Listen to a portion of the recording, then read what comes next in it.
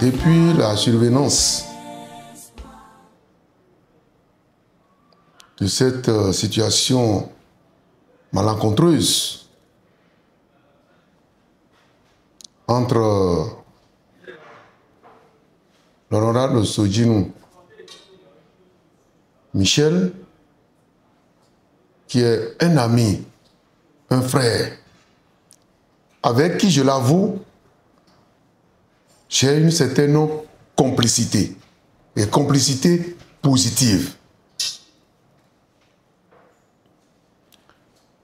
Je ne suis pas intervenu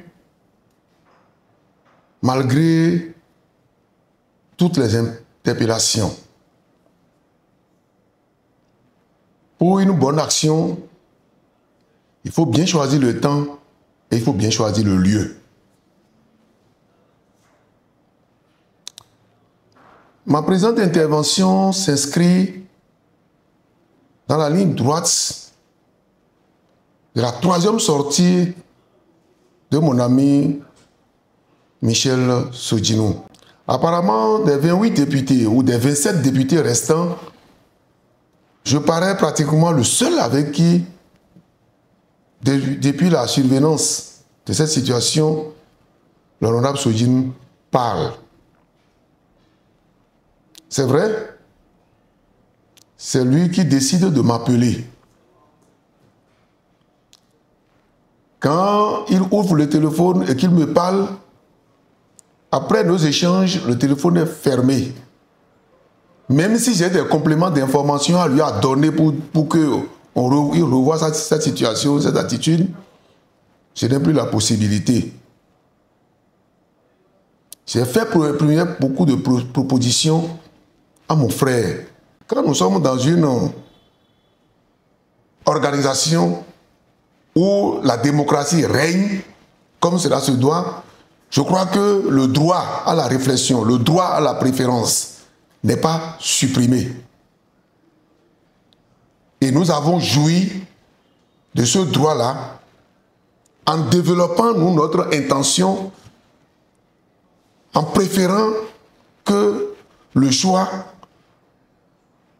du prochain candidat titulaire du duo du parti soit porté sur un camarade, un collègue à nous tous. Dans une formation politique, vous avez manifesté votre affection, votre désir pour un choix. Lorsque le choix est désormais porté sur un autre et qui se trouve être le choix du parti, qu'est-ce qu'on fait? Eh bien, on se rallie. On se rallie et on range les haches de guerre. Cette approche de solution que mon cher ami Sojinu, mon frère, cette approche de solution que tu as commencé par brandir, j'ai été catégoriquement contre. Et pourquoi? Parce que cette approche de solution, aujourd'hui que tu exhibes, ne pénalise pas seulement ceux que tu penses être, qui sont à l'origine de notre situation, aussi bien dans le département qu'au niveau du parti, mais toute une nation, tout un peuple. Et devant un peuple, l'individu disparaît. Au pays des cas, j'ai demandé alors que tu t'abstiennes.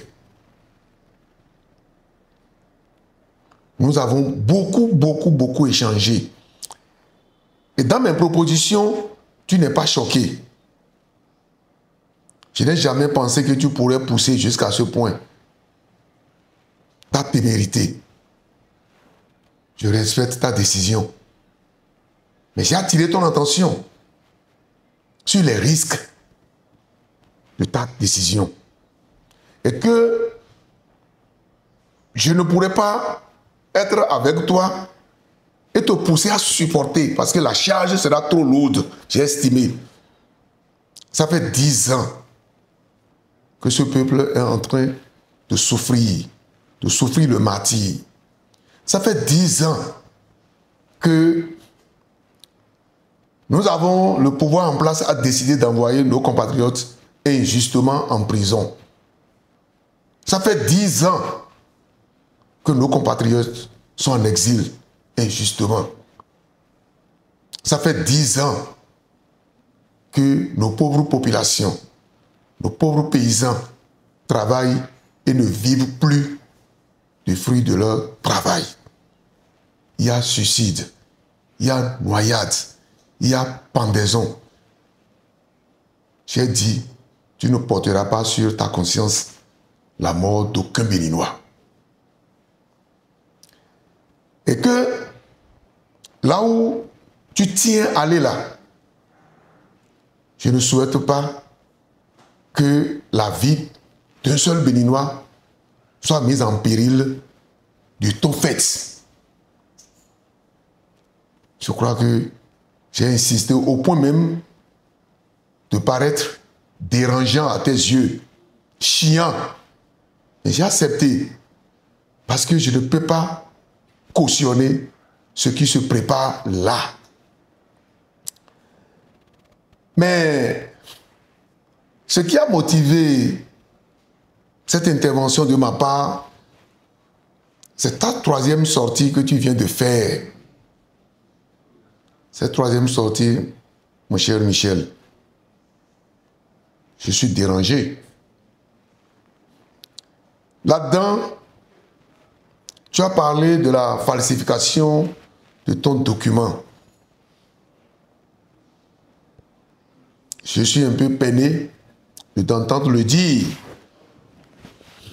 Parce que falsification, la fiche de parrainage que le parti est allé remettre le vendredi passé à la Sénat, cette fiche, je crois que chacun de nous a reçu cette fiche à la Sénat, a écrit son nom et a signé et a la remise au président du parti de façon publique, volontairement. Nous l'avions fait. Là-dessus, nous n'avions pas écrit, personne n'avait écrit le nom de Dio sur sa fiche. Et donc, il avait été donné au parti, étant donné que désormais, c'est le parti qui a la priorité sur ces fiches pour son utilisation. Il revenait au parti de compléter le remplissage, ce qui va conduire à la mise, à l'inscription du Dio. Ça a été fait pour toutes les fiches. Toutes les fiches. Alors, falsification, je ne sais à quel niveau nous allons parler de falsification. Ta fiche n'a pas été traitée à part. Ta fiche a été traitée comme toutes les autres 27. Et que tu parles aujourd'hui de falsification.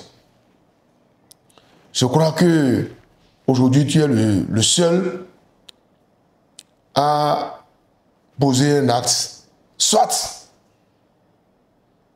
ça va conduire le Bénin à être à genoux encore pendant des années, et ça c'est grave, ou tu délivres ta nation. Et tu n'auras pas le choix que de délivrer ta nation. Tu ne feras pas ça. Tu n'iras pas là-bas. Tu ne feras pas ça, Michel. Tu ne feras pas ça. Je continue de le dire. D'un autre côté, tu as fait allusion au président Yahi Boni. Bon, en le traitant de régionaliste. Bon, je crois quand même que il y a lieu d'avoir un peu de retenue. Donc on dit aujourd'hui qu'il fait preuve de légèreté, de régionalisme. moi, je me retiens par rapport à ça, en ce sens que celui dont nous parlons, à savoir le président Dr Boni Yayi, il a dirigé le pays pendant 10 ans. Il avait prévenu les Béninois de tout ce qui se passe aujourd'hui. Et quand on fait un tour rapide sur les personnalités qui ont occupé des postes clés dans ces différents gouvernements, je crois que vous allez les retrouver dans la partie méridionale de notre pays. Et je crois quand même que la bataille à mener n'est pas à ce niveau.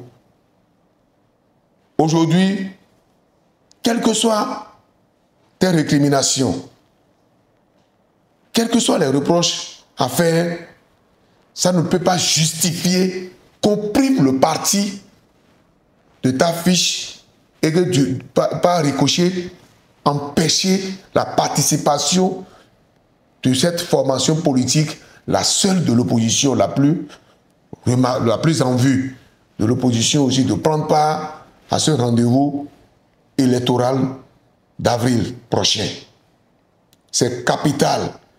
Et je te prie de mesurer l'ampleur, les conséquences d'un tel acte. Et sur cette approche de solution que tu tiens, n'est-ce pas, à avoir pour les différents problèmes. Sur ce, moi, je ne suis pas en train, je ne m'associe pas à ça, clairement. Et ce n'est pas maintenant que tu le sais, ce que je suis en train de te dire, nous l'avions à plusieurs reprises, je te l'ai dit directement, par téléphone, par messagerie. J'ai toujours dit qu'il n'est pas bienséant qu'on aille pour régler le problème de quelques personnes, qu'on mette toute une nation à genoux, qu'on mette tout un peuple à genoux. Je ne serai pas, en tout cas, celui par qui ça va arriver. Et je t'ai dit, ne sois pas celui par qui on empêche le parti aujourd'hui d'aller aux élections. Je refuse ça et c'est ça que je tiens à t'expliquer. Je vais dire ceci pour m'en arrêter. Dans cette crise, s'il y a encore quelqu'un qui tient à ce que nous continuions le dialogue avec toi, que nous continuions les échanges avec toi, c'est encore le président Dr Thomas Boni Yayi. Je crois qu'il serait plus honnête de ma part de restituer les choses dans ces conditions-là. Et je suis sérieux en le disant, il tient. Alors, si quelque part il y a des invectives, il réagit automatiquement. Il réagit automatiquement contre tout propos tendant à t'humilier, à te critiquer. Mais il m'a toujours dit, Célestin, c'est ton frère, parle-lui. Je l'aime, c'est parce qu'il ne veut pas parler avec moi que je te charge. Sinon, je suis prêt à parler avec lui, car il s'est fâché. C'est normal, c'est un être humain, mais ce qui le fâche, je crois qu'il faut qu'il libère et qu'il permette au parti. Nous allons nous asseoir et tout ce qui pose problème à son niveau, nous allons revenir. Même les conditions qu'il va exiger, nous allons écouter et ensemble, nous allons dériver le pays. Alors donc, moi, je souhaiterais qu'on n'aille pas trop loin, qu'on ne pense pas que ça doit être la fin des relations avec les hommes et que partout où nous allons, c'est les hommes que nous allons rencontrer.